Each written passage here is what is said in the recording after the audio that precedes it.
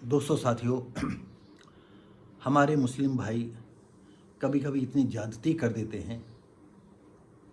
जब इनका ईद बकरीद आती है और दूसरे इनके त्यौहार आते हैं तो कितनी सड़कों को जो है ये जाम कर देते हैं, यातायात कितना बाधित कर देते हैं।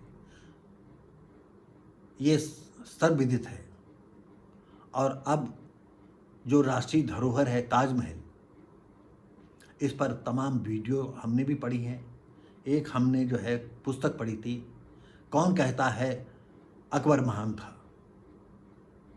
कौन कहता है अकबर महान था, उसमें बाई सारी स्थितियों को साफ करके कहा गया था। हम उस विषय में नहीं जाना चाहेंगे। तो वहाँ ताजमहल में ही लोग जा पहुँचे और नमाज अदा करने लगे। क्या कहा जाए। आइए इसी संदर्भ में हम और बातें करते हैं। आइए देखते हैं कि ताजमहल में नमाज पढ़ते सूरत के 2 पर्यटक गिरफ्तार, थोड़ी देर में जमानत पर रिहा कर दिया गया। आगरा ताजमहल में मंगलवार शाम को सूरत के 2 पर्यटकों को नमाज पढ़ते समय सुरक्षा कर्मियों ने पकड़ लिया। थाना ताजगंज में केस दर्ज कराया गया है। एक पर्यटक नाबालिग हैं। बाद में दोनों को जमानत पर छोड़ दिया गया। थाना प्रभारी ने बताया कि मंगलवार को सूरत गुजरात के पर्यटक दल ताजमहल देखने आया था। शाम करीब 6:30 बजे दल के मोहम्मद फैयाज और उनका 17 वर्षीय साथी ताज पूर्वी गेट की गैलरी में बैठकर नमाज पढ़ने लगे। CISF के जवानों ने उन्हें पकड़कर पुलिस के हवाले कर दिया। देखिए, अब उनको इससे मतलब नहीं कि ये राष्ट्रीय धरोहर है। और इस पर मैं 2 शब्द कहूँ, ये ताजमहल नाम कैसे हो गया, आप बताएं। क्या ये महलों को महल कहते हैं? मुसलमान लोग कहते हैं? नहीं कहते हैं। तो ताज का नाम कैसे महल पड़ गया, ताजमहल?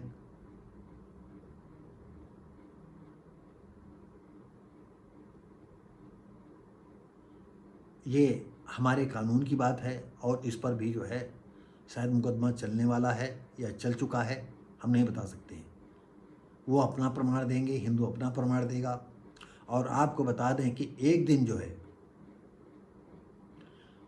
ताजमहल ये हिंदुओं का निकलेगा। मेरा अपना अनुमान है कि ये हिंदुओं का निकलेगा। तो दोस्तों साथियों,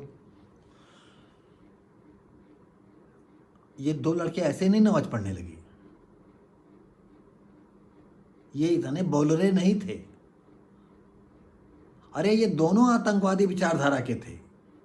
और सबसे बड़ी बात यह है कि कहते हैं टेस्टोस्टेरोन जो है नए बच्चों में ज़्यादा होता है, और सही बात भी है।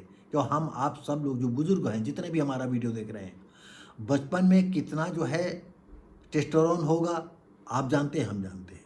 नए बच्चों में कितना टेस्टोस्टेरोन होगा सबको जो है, खासकर मुसलमानों को वो 72 हूरों वाला नशा चढ़ा रहता है। और उनको अगर कोई गोली भी मार देगा ऐसे कामों में तो वो खुश होंगे कि हमें मार दो। भाई जिहाद करते मरोगे तो जन्नत जाओगे, जन्नत में 72 हूरें मिलेंगी। इसलिए वो नमाज पढ़ते हैं। और ऐसी जगह पर जो भारतीय विरासत है, तुम वहाँ जा करके जो है देश की जो धरोहर है उसमें भी तुम आज अपना धर्म दे ढूंढ रहे हो। क्या मतलब है? आप ये ऐसे बच्चों को जो चाहे 17 साल का हो, चाहे 18 साल का हो, चाहे 15 साल का, उनका बच्चा धर्म के लिए बहुत ज़्यादा, पाकिस्तान बच्चों के छोटे छोटे बच्चों का जो है देख रहे हो, क्या उनके अंदर जहर भरा हुआ है। ये वहाँ की कट्टरता ही पाकिस्तान को मटियामेट कर रही है और कटोरा लेकर के मांग रहे हैं। और बहुत जल्दी आप देखेंगे कि कैसे घुटने पर आएंगे। बहुत जल्दी पाकिस्तान इतने घुटने पर आ जाएगा जैसे कहते नहीं साष्टांग प्रणाम करेगा। चाहे न्यूक्लियर पावर हो, चाहे कौन सा बम रखता हो, वो हगने को तमीज नहीं, सोचने की तमीज नहीं है, चलने की तमीज नहीं है। वो कलमा बताएंगे, हमारे कलमा की ताकत है हमारे पास, इसका पावर है हमारे पास, उसका पावर है, दीन का पावर है हमारे पास। पूरी दुनिया में तो तुम उपेक्षित हो रहे हो। अरे यहाँ तक मुस्लिम देशों में तुम्हारा जो है क्या हो रहा है, पढ़ो तुम नमाज, वहाँ भी तुमने वही नौटंकी चालू कर दी। जहाँ पाए नमाज पढ़ने लगे, और जब तुम्हारा पिछवाड़ा लाल किया जाने लगा तो तुम औकात में आए, क्योंकि तुम ऐसे जाहिल हो। जब तक तुम्हारा पिछवाड़ा कस के घसीटा नहीं जाएगा तब तक तुम्हारी अकल नहीं खुलेगी। और ये सबसे बड़े अपराधी मुल्ला मौलवी हैं। इन बच्चों का क्या कसूर है जो छोटे छोटे बच्चे, जहर तो ये भर रहे हैं। पाकिस्तान के जो सिलेबस है वो जहर बो रहा है। जिन्ना तो भिनभिना रहा चारों तरफ। जो जिन्ना है पाकिस्तान का रचयिता, वो चारों तरफ भिनभिना रहा है। अब भिनभिनाएगा वो टट्टियों खानों में, पेशाब खानों में अब भिनभिनाएगा।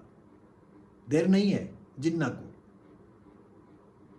क्योंकि वहाँ की जनता जगने लगी है, वो अब गुणा भाग करने लगी है। तमाम ऐसे लोग हैं वो कहते हैं कि काश पाकिस्तान बटा न होता, काश पाकिस्तान बटा न होता, काश हम भी हिंदुस्तान में होते। थोड़े दिन और को जम्मू कश्मीर को देखो पोजीशन, वो स्वर्ग बना, सचमुच का स्वर्ग कहा जाएगा। और तुम देखते रहो, तुम लिए कटोरा, जन्नत के ख्वाब देखते रहो। जन्नत 72 हुरों की, 130 135 फुट की लंबी। लगाओ गंगा में गोता, क्यों तुम्हारा सब लोगों का टेस्टोस्टेरोन बहुत ज़्यादा बढ़ गया है ना, तभी तो 130-35 फुट की जो है हुरों के साथ समागम करोगे, अय्यासी करोगे। क्योंकि मौलवी बताते हैं तुम्हारे पास 10 आदमियों को पावर आ जाएगा। क्या बताया जाए, ऐसे मौलवियों को क्या बताएं। मेरे पास तो पावर नहीं, अगर मुझे इन्हें सौंप दिया जाए तो हमको सीधा जो है हम 1000 फुट की हूरों के पास मिलवा दें इनको।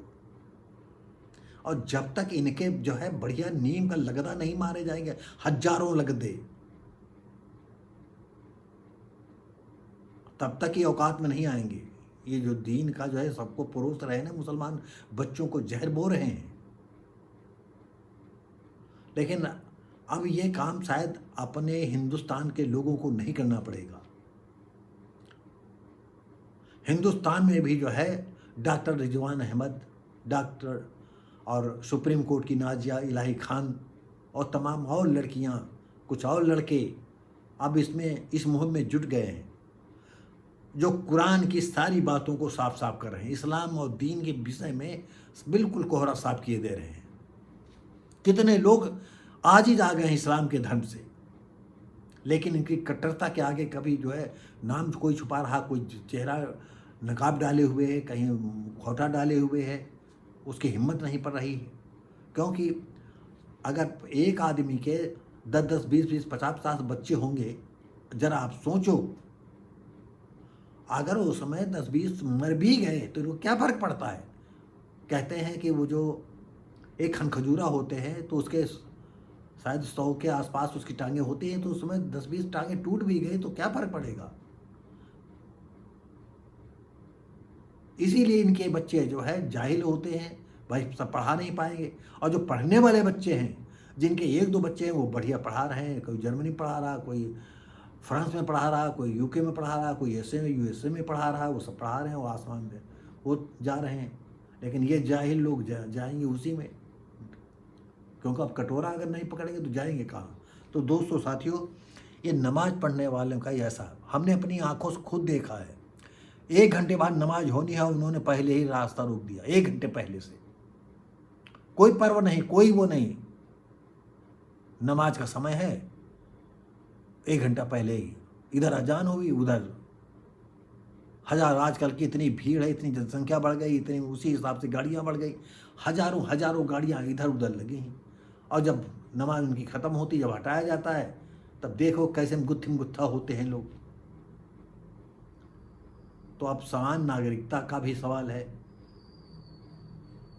यहाँ की सरकारें चाहती 2 बच्चे हों, मेरी राय ये है 1 बच्चा हो, वो भी 30 और 35 और 40 साल के बाद हो, अभी परिवार नियोजन कंट्रोल में आ जाएगा।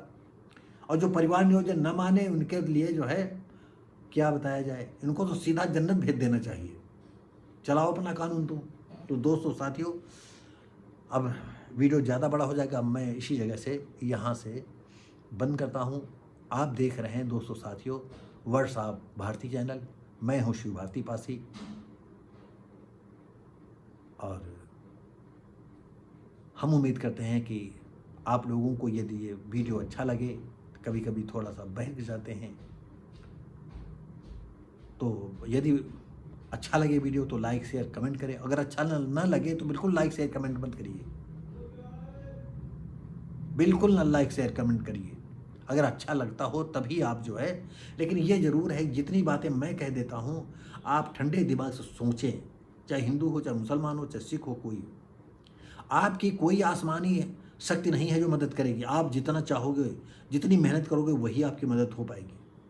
आपके अगर पुरखे मदद करके कोई बड़ा कारखाना लगा लिया है तो उस कारखाने से उसी हिसाब से इनकम होगी।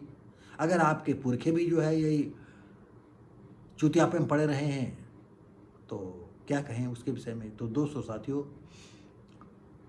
लाइक शेयर कमेंट करें, ज़्यादा अच्छा लगे सब्सक्राइब करें, बेल आइकन जरूर दबाएं, और ज़्यादा अच्छा लगे तो अपने दोस्तों को भेजें। हम मिलेंगे आपको अगली वीडियो में, तब तक के लिए नमस्कार, जय हिंद।